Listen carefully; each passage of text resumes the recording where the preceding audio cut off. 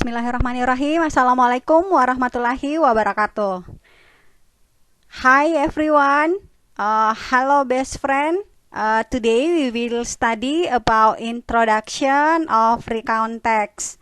Nah, di video ini menjelaskan tentang definisi, kegunaan, dan teks sampel dari recount text.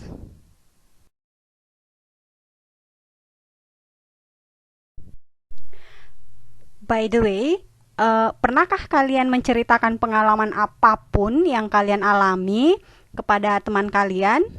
Kalau iya, berarti Anda sudah pernah menulis recount text loh. By the way, what is recount text? Nah, temukan jawabannya sesaat lagi. So, definisi of recount text is a text which retells a story that happened in the past. Recount text adalah teks yang menceritakan kembali kejadian-kejadian atau pengalaman-pengalaman yang telah dialami pada masa lampau. Nah, tapi perlu diingat bahwa bukan hanya pengalaman pribadi saja ya, bisa juga tentang orang lain. Nah, sekarang kita akan ke purpose of recount text. The purpose of a recount text is to retell something that happened in the past.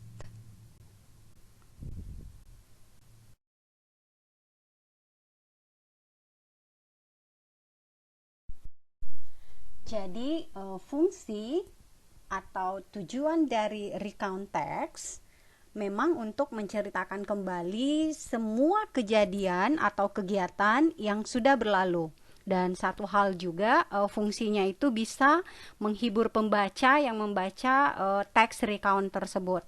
Nah, mari kita simak sama-sama macam-macam atau jenis-jenis dari fungsi masing-masing recount text. Yang pertama itu personal recount, kemudian yang the second factual recount, yang ketiga imajinatif. Nanti kita akan bahas satu-satu ya fungsi-fungsi tersebut.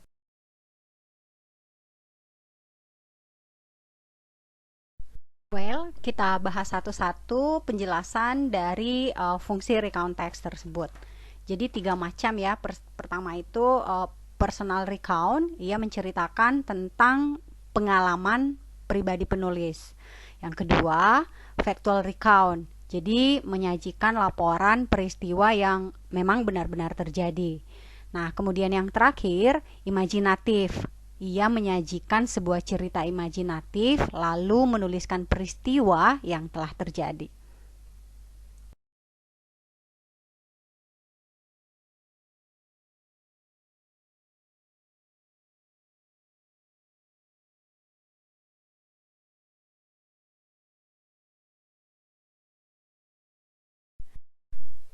Next, kita ke contoh teksnya ya. Kita sama-sama belajar. Saya coba bacakan. Mohon maaf jika pronunciation-nya tidak terlalu tepat ya. Kita sama-sama orang Indonesia ya. Last Wednesday, I came late to my school because I played PlayStation until 2 a.m. in the night. Because that I woke up late. I woke up about 6:30 a.m. and the class will begin at 7 a.m. I ran to bedroom and to take a bath. I usually had a breakfast after took a bath, but in that day I didn't do that. I always went to school by my motorcycle, but in that day I forgot where I put the key. So I went to the school by public transportation. It made me took a longer time. I arrived at school at 7:15 a.m. I ran to my class, but I saw my teacher had stood in front of the class to teach. I entered to my class, and of course my teacher was angry to me because I came late. It was my bad experience, and I hope I wouldn't do that again.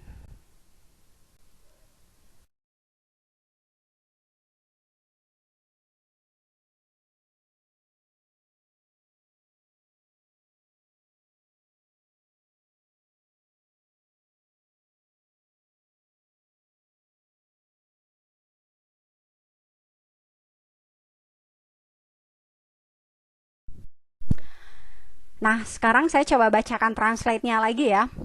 Contoh teks recount-nya.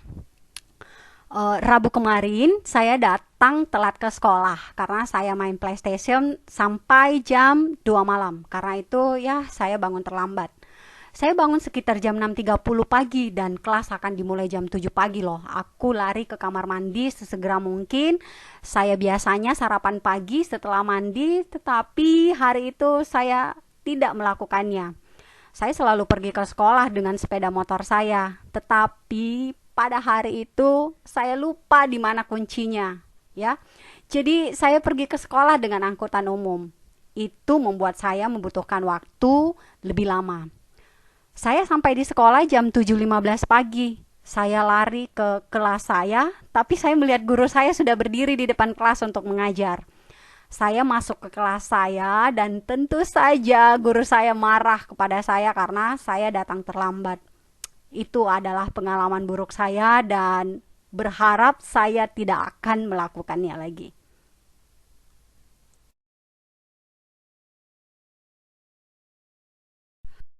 Finally, alhamdulillahirobbilalamin, akhirnya selesai juga introduction of recount text. Thank you very much for watching, dan jika ada pertanyaan boleh di kolom komentar. Kemudian untuk file asli bisa email ke itccelebes@gmail.com.